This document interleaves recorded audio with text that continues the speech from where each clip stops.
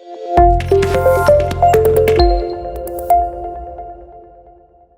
bonjour à toutes et à tous. Je suis ravi d'être ici parmi vous pour vous présenter peut-être en préambule rapidement qui est Rakuten pour ceux qui ne nous connaissent pas. En fait, Rakuten, c'est un groupe de 30 000 personnes, effectivement d'origine japonaise, qui s'est globalisé depuis.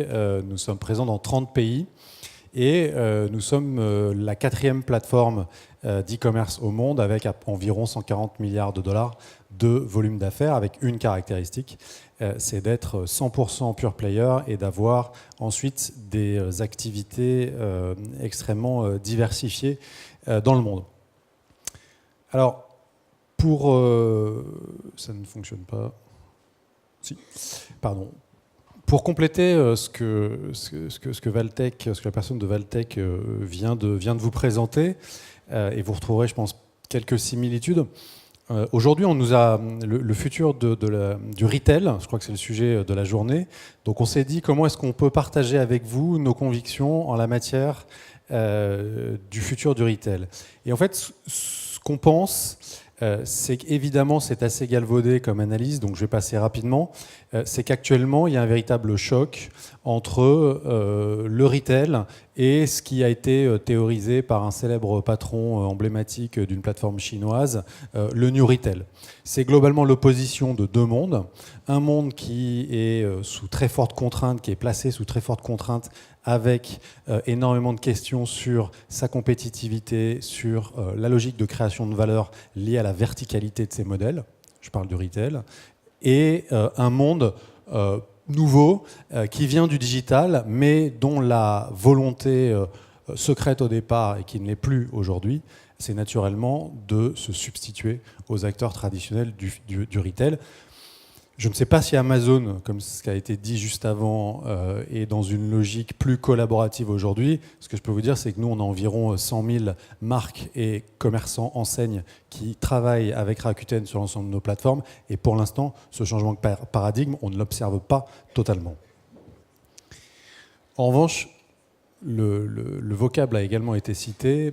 Pour ceux qui sont familiers de la culture japonaise, Rakuten en japonais signifie optimisme. Et c'est une des valeurs qui nous anime et qui structure notre mission.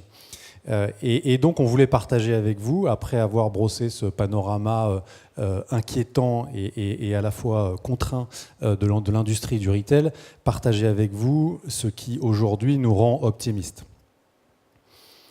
La première des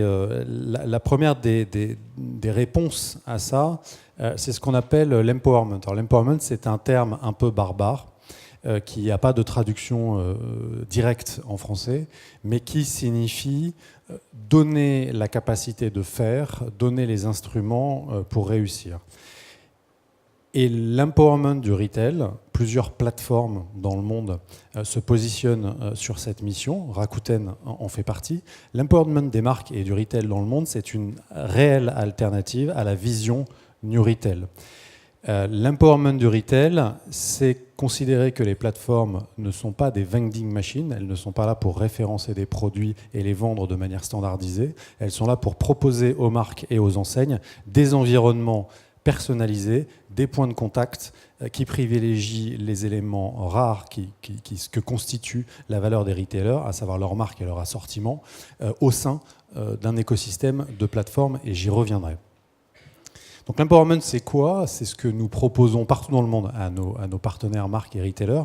C'est finalement une relation de confiance qui est basée sur un intérêt mutuel qui est de résister, de développer sa part de marché et son empreinte en ligne et sa rentabilité in fine.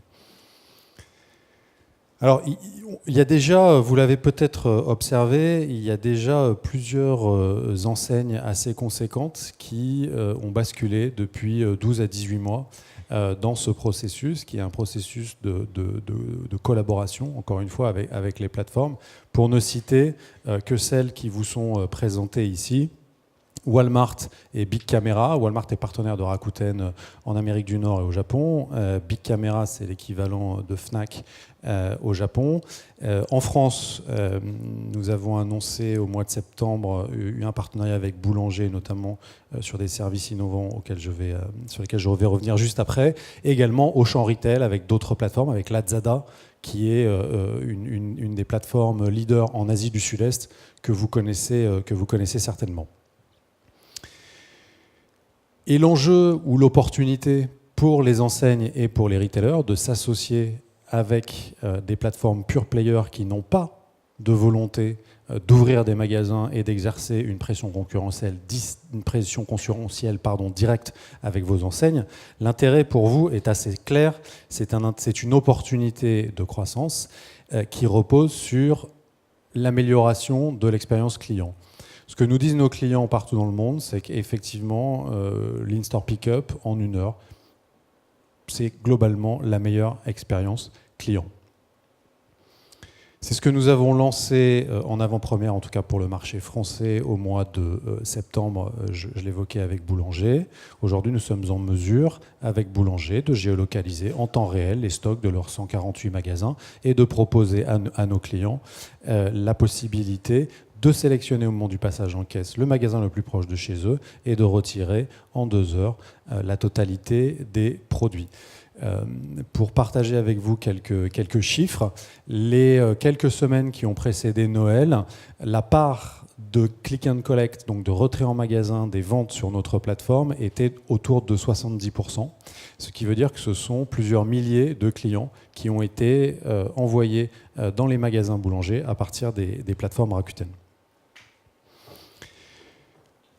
Et quand on se pose la question des tendances futures de retail, on doit parler effectivement du pick-up in-store qui peut prendre plusieurs formes.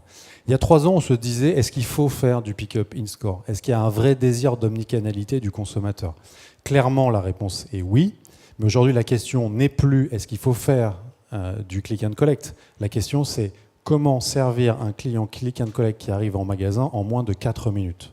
Parce qu'au-delà de 4 minutes, le taux de réachat passe de 70% à 35%. Ce sont les chiffres que nous avons pu observer au travers de Rakuten Curbside, qui est un service dont je vais vous reparler juste après, qui est déployé aux États-Unis, marché dans lequel les enseignes ont des parts de trafic magasin qui vont jusqu'à 50% pour des clients qui viennent faire du retrait. Donc 50% des gens qui rentrent dans un point de vente pour faire du retrait. Vous imaginez qu'en termes de gestion de flux et d'organisation des équipes en magasin, ça soulève quelques questions. Et donc la vélocité de traitement, la capacité à accueillir correctement ses clients est un facteur déterminant de réachat. Et comment est-ce qu'on adresse ce pain point? En tout cas, comment est-ce qu'on lève ce pain point? On le fait au travers évidemment de l'intelligence artificielle et du machine learning.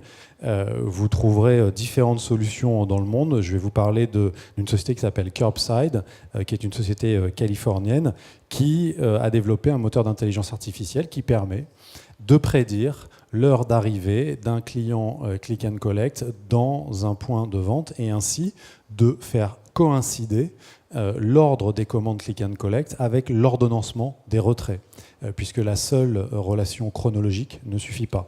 Ce système est connecté ensuite au système magasin et permet aux équipes qui préparent les commandes d'organiser les préparations donc en conséquence. Et en fait, comment est-ce que cette technologie est possible? Vous avez 2 manières de prédire des ETA. La première, c'est de faire du geofencing à partir de la localisation du porteur de l'application. C'est très inexact et la marge d'erreur est très élevée.